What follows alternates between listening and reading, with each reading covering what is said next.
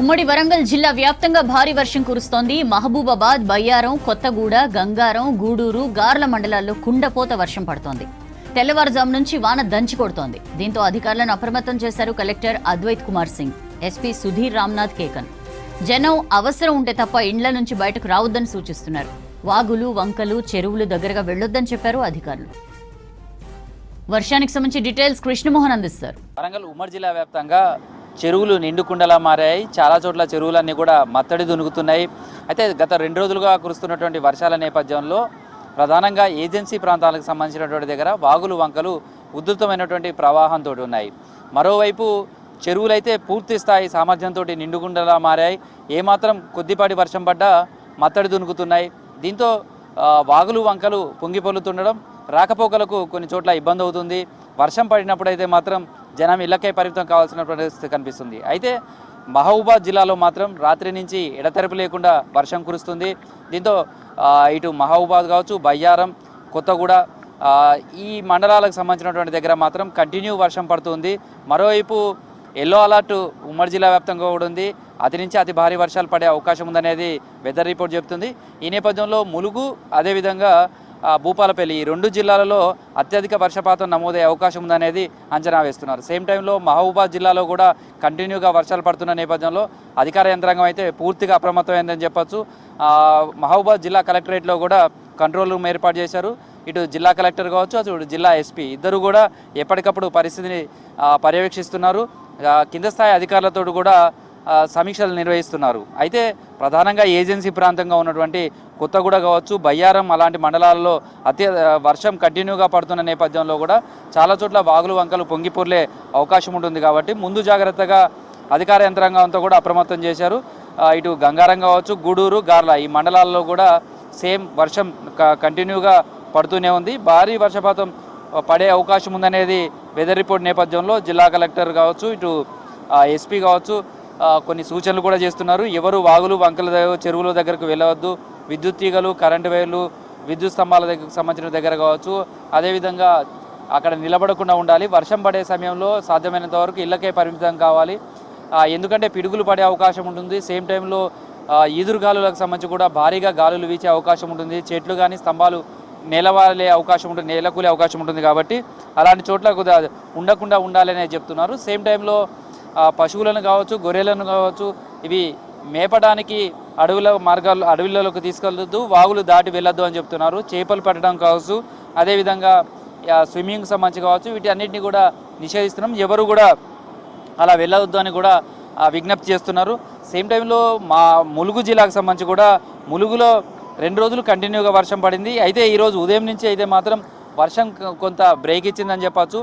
కొన్ని ప్రాంతాల్లో మాత్రం ఓ మోస్తారు వర్షం పడుతుంది, కొన్ని చోట్ల చిరుజల్లులు పడుతున్నాయి. దీంతో ఇక్కడ కూడా జిల్లా యంత్రాంగం అయితే అప్రమత్తమైందని చెప్పచ్చు. అధికారులు ఎప్పటికప్పుడు పరిస్థితిని సమీక్షిస్తున్నారు.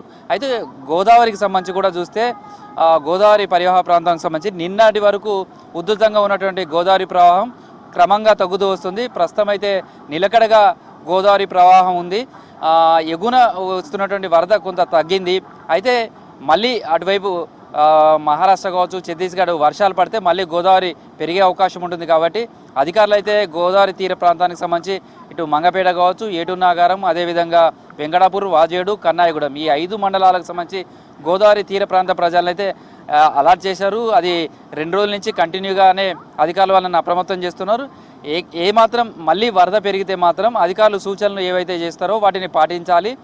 ఎవరు కూడా గోదావరిలోకి ఈత కొట్టడానికి కావచ్చు వెళ్ళవద్దు అని చెప్తున్నారు.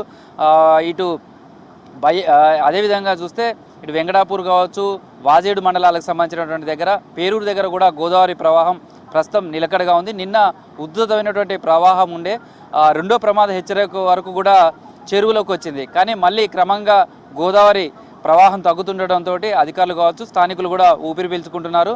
అయితే రానున్న 24 గంటల్లో కూడా భారీ వర్షాలు కురిసే అవకాశం ఉందనేది వెదర్ రిపోర్ట్ చెప్తున్న నేపథ్యంలో సిబ్బంది మొత్తం కింద స్థాయి సిబ్బంది మాత్రం అప్రమత్తంగా ఉండాలి. ప్రజల్ని కూడా ఎప్పటికప్పుడు అలర్ట్ చేయాలంటూ కూడా కలెక్టర్లు సూచనలు చేస్తున్నారు. మొత్తంగా వరంగల్ నగరానికి సంబంధించి కూడా చూస్తే నిన్నటి నుంచి వర్షం పడుతుంది కొద్దిసేపు, ఆ తర్వాత ఒక గంట వర్షం పడితే మరో గంట బ్రేక్ ఇస్తుంది. ఇలా ఉదయం కూడా వర్షం పడింది, మళ్ళీ కొద్దిసేపటి నుంచి పొడి వాతావరణం వచ్చింది, మళ్ళీ ఒక గంట తర్వాత మళ్ళీ వర్షం, ఇట్లా కంటిన్యూగా కొద్దిసేపు వర్షం పడితే కొద్దిసేపు బ్రేక్ ఇస్తుంది.